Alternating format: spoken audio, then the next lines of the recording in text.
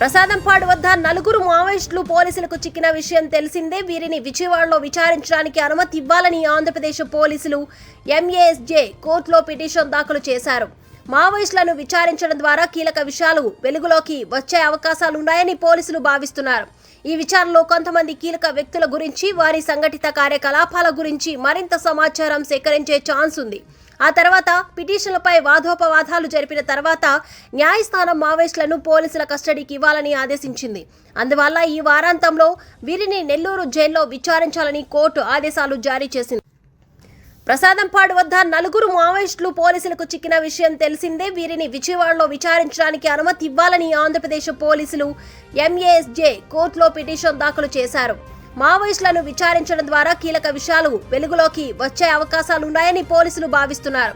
ఈ విచారణలో కొంతమంది కీలక వ్యక్తుల గురించి, వారి సంఘటిత కార్యకలాపాల గురించి మరింత సమాచారం సేకరించే ఛాన్స్ ఉంది. ఆ తర్వాత పిటిషన్లపై వాదోపవాదాలు జరిపిన తర్వాత న్యాయస్థానం మావోయిస్టులను పోలీసుల కస్టడీకి ఇవ్వాలని ఆదేశించింది. అందువల్ల ఈ వారాంతంలో వీరిని నెల్లూరు జైల్లో విచారించాలని కోర్టు ఆదేశాలు జారీ చేసింది.